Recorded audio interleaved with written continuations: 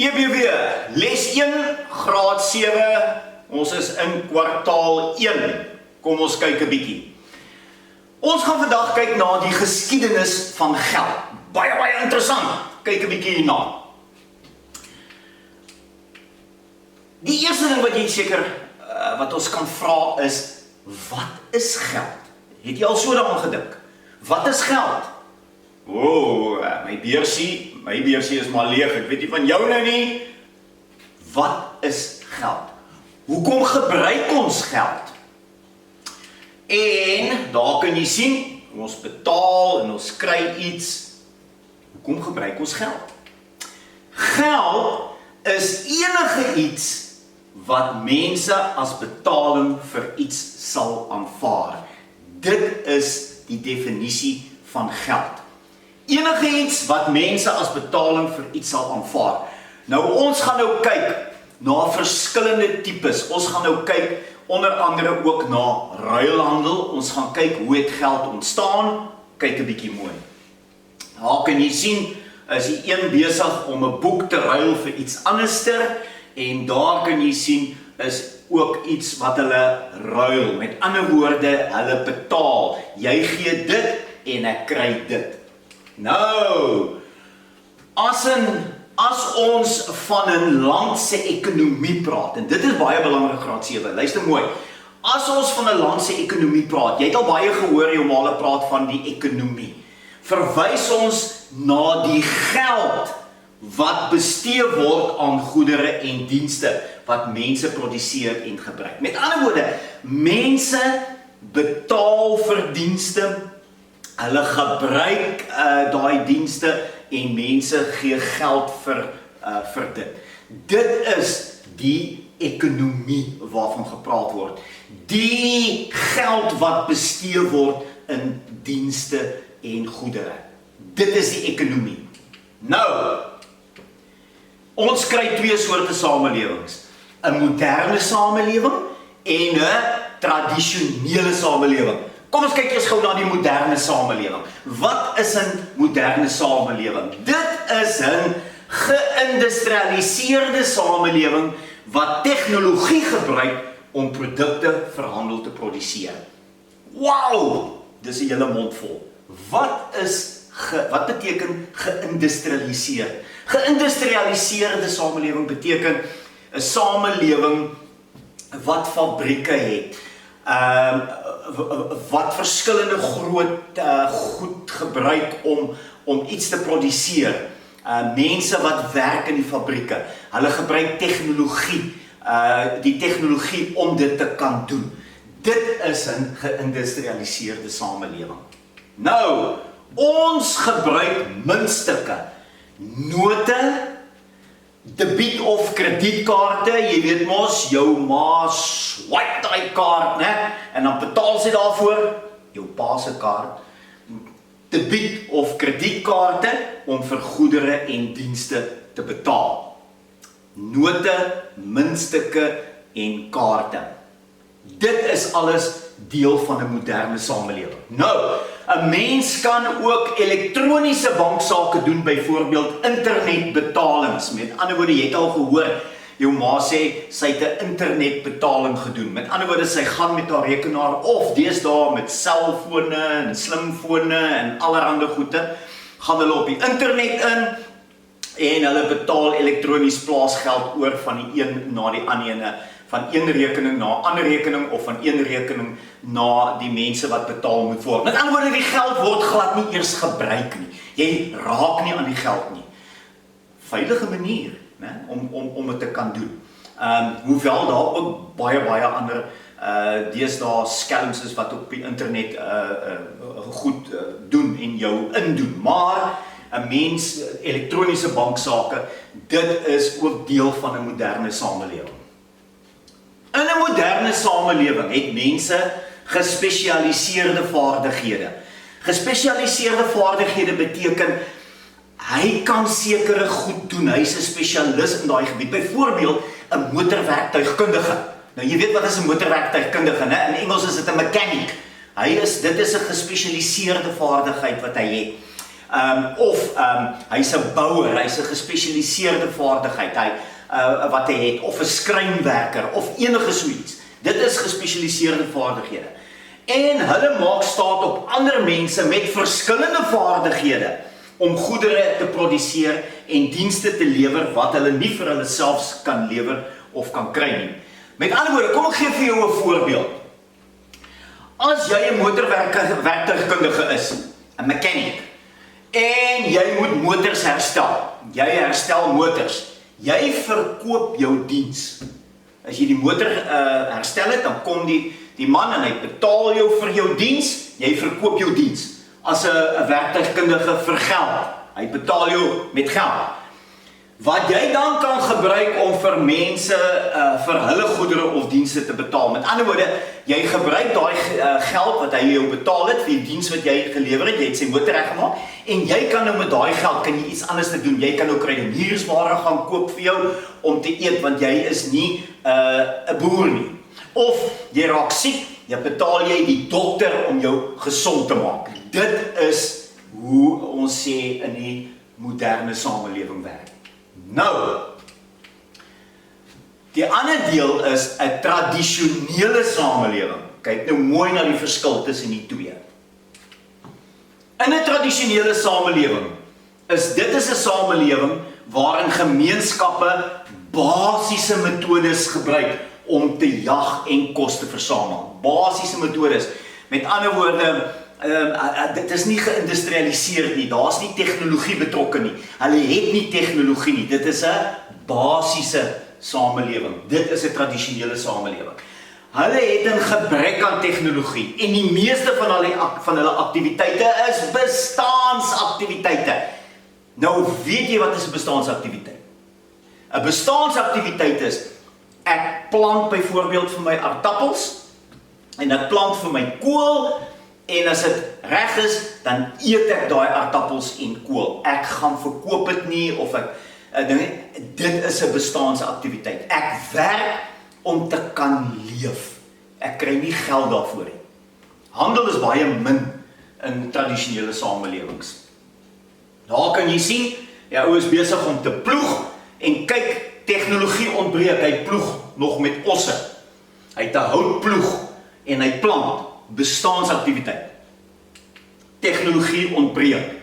Dit beteken dat hulle die meeste van die geld wat hulle produseer gebruik en min handel dryf. Met ander woorde, daai goed wat hy nou daar geplant het, die aardappels of die kool of wat ook al is, hy gebruik dit. Ja, hy sal miskien so 'n bietjie ruil van dit vir iets anderster wat hy op daai stadium nodig het.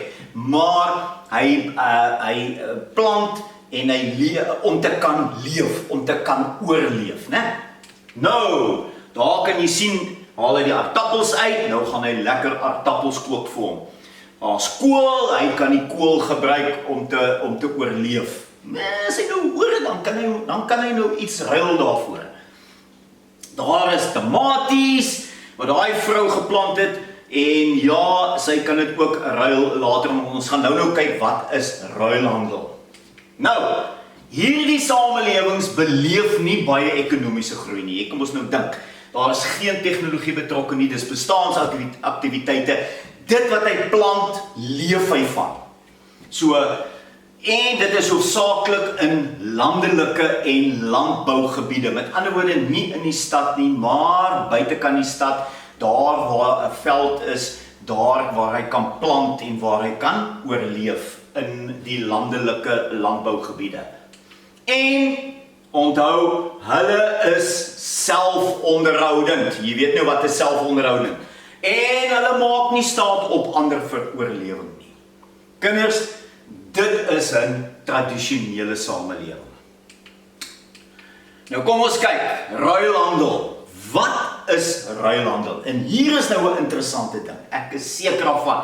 Jy het ook op een of ander stadium iets geruil vir iets, sonder om te betaal, né? Kom ons kyk 'n bietjie. Tradisionele samelewings het egter beperkings. Ons het gesien daar's nie tegnologie nie. Tradisionele samelewings, jy kan net soveel plant en jy kan nie meer nie. want jy het nie 'n trekker nie, jy gebruik osse om te ploeg, so daai tegnologie ontbreek, so daar is beperkings. Die omgewing waarin bestaansboere goedere produseer, plaas beperkings op wat en hoeveel hierdie boere kan produseer. Met ander woorde, waar jy bly, daar waar jy jou bestaan voer, daar kan jy dalk net sekere goed plant. Jy kan nie allerhande ander goed ook nog plant nie. Ek gaan nou vir jou 'n voorbeeld wys. En dit is 'n beperking wat jy het, né? In tradisionele samelewings. En natuurlik ook in ruilhandel. Byvoorbeeld, 'n skaapboer in die Karoo het wol en vleis. Onthou nou, die Karoo is oop vlaktes met bossies. Daar's min bome. Hy het wol en vleis, maar min hout, want bome groei nie natuurlik in die Karoo nie. Nee! Hy het wol en hy het vleis wat hy in oorvloed het, maar hy het nie hout nie. Nou wat wil hy met hout doen? Natuurlik, hy wil vir hom 'n huis bou met die hout, of hy wil 'n hek maak vir sy skaapkraal. Hy het hout nodig. Nou wat maak hy? 'n houtkapper in die Knysna omgewing. Onthou nou, ons is nou by tradisionele samelewings, né? 'n houtkapper in die Knysna omgewing het weer baie hout. Hy het hout in oorvloed, maar die woude maak dit onmoontlik vir weivelde. Met ander woorde, hy het nie skape nie, hy het nie beeste nie, hy het nie vleis nie. Nou wat doen jy? Jy ruil. Ek ruil my hout, wat ek in oorvloed het, ruil ek vir die skaapvleis. En so ruil ons. Dan het die skaapboer weer hout wat hy kan gebruik. Hy kan die hout gebruik om iets te bou of vuur te maak. En dit is in tradisionele samelewing ruilhandel. En dit wat ons noem ons ruilhandel. Nou, die boere kan hulle produkte ruil sonder dat hulle geld gebruik. Ons noem dit ruilhandel. Met ander woorde, daar het ek 'n vis en ek gaan dit nou ruil vir 'n bok of 'n skaap en so kry ek wat ek wil hê. Maar kinders, daar's baie probleme. Daar's baie probleme rondom dit. Ons gaan nou kyk. Nou daai artikels wat die mense ruil, die bok vir die skaap of whatever vir die vis en so noem ons, daai artikels noem ons kommoditeite. Kommoditeite. Dit is die artikels wat geruil word. Nou kom ons kyk gou-gou. Daar was probleme met hierdie soort ruilhandel. Watter probleme was daar? Eerstens, dit was moeilik om die waarde van goedere gelyk te stel. Veral waar diere betrokke is. Met ander woorde, kom ek gee vir jou 'n voorbeeld. Ek het 'n skaap, jy het 3 hoenders. Ai, kona, gaan nie my skaap ruil net vir 3 hoenders nie. Ek wil 10 hoenders hê. Ek sê die ou vir die 10 hoenders. Daai skaapie van jou is maar. En nou, dit is nou my probleem. Wat se waarde reg ek nou? Ek kan ook in die skaap in die middel deursny en sê, okay, vat die helfte van die skaap vir die 10 hoenders nie. Of vir die hoeveel hoenders ook al nie. Dit was die probleem, die waarde wat ons aan die sekere goed heg, veral waar diere betrokke is. Niemand wil 'n halwe skaap hê nie. Nee. En natuurlik die ding is, die goed vrot, dit raak gou sleg. Ek kan ook nie, daar's ook nie waarborge nie. Ek kan nie vir jou waarborg gee dat die ding gaan werk of wat ook al nie. Dit is letterlik die probleme waarmee hulle gesit het. En natuurlik ook nog, sommige van die dinge gebruik om jy ruilhandel te dryf, was slegs sekere tye van die jaar beskikbaar en kon nie geberg word nie, soos kos. Sekere tye kan ons sê nou maar kool plant, en sekere tye kan ons boontjies plant, en sekere tye kan ons wortels plant, en sekere tye kan ons kan alles plant dwars deur die jaar of wat ook al, maar sekere goed het sekere tye. En ek kan nie die kos hou nie, want ons is in 'n tradisionele samelewing wat tegnologie ontbreek. Dit is die probleme waarmee hulle gesit het. En natuurlik die waarde wat jy heg daaraan. En die ouens was ook nie eerlik nie, né? Hy het nou gesê hierdie skaap is nou so lekker en what have you, en dan is hy nie eerlik nie as dit 'n ou skaap dalk of hy siek of so iets. dit is alles probleme waarmee die boere gesit het, of die mense in 'n tradisionele samelewing gesit het. Toe hulle gaan dink, wat kan ons doen om dit te bowe te kom? En om hierdie tweede probleem op te los, het mense begin handel dryf met items wat nie maklik sou vrot nie. Maklik, né? Dryf nie meer handel met lewende diere nie, of nou raak dit 'n probleem. Want ergens moet ek vleis hê of wat ook al. Maar dit sou maklik wees om met goed handel te dryf wat nie vrot nie. Nou, wat kan ek dus doen? Hulle het begin om eers skulpe te gebruik, en toe later aan klei skywe te gebruik, en gou het die mense kosbare metale begin gebruik. 'n Metaal is gesmeld om 'n skyf of 'n muntstuk te vorm. Met ander woorde, hulle het metale gebruik, edelmetale, hulle het baie waarde geheg aan metale, né, so silwer, koper, goud, al hierdie goed. Baie waarde geheg daaraan. En gou het hulle metale gebruik om meer ruilhandel te dryf. En dit het nou makliker gegaan, né? En dit was die eerste, en dit is hoe geld ontstaan het, die ontstaan van geld. Nou mate tegnologie verbeter het, is die muntstukke ook beter gemaak. Met ander woorde, hulle die muntstukke in stukke gesny, hulle het gesigte daarop uitgekap of gedruk of iets gedoen, en so het geld ontstaan. Die waarde van 'n muntstuk is beoordeel volgens hoeveel kosbare metale gebruik is om daardie muntstuk te maak. Weet julle kinders, en van daai tyd af, want jy kan nou sê, okay, hoe weet ek wat is die waarde van daai muntstuk vir hierdie skaap? Is dit nie vandag nog so nie? Jy wil iets gaan koop, maar jy kyk na die beste prys wat jy kan kry, né? Ja, so dit kom al eeue, kom dit al saam. Jy moet die waarde bepaal van daai muntstuk vir dit wat jy wil ruil. Vandag lyk geld bietjie effens anders. Die tegnologie het so gevorder dat ons papiergeld of muntstukke kan gebruik wat verteenwoordigende waarde het. En as ons nou kyk na papiergeld, dan dink jy onmiddellik daaraan, nou die papier self het geen waarde nie. Maar hy het waarde wat jy in die bank het. Dit is hoe papiergeld ontstaan het. Hoekom? Sê nou maar jy wil nou kruideniersware gaan koop vir 'n maand. Jy gaan Spar toe en jy het net muntstukke. Jou kruideniersware is R400.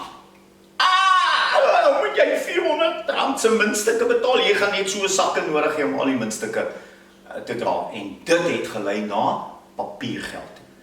En so het geld ontstaan. Ek hoop jy het dit geniet. Well done.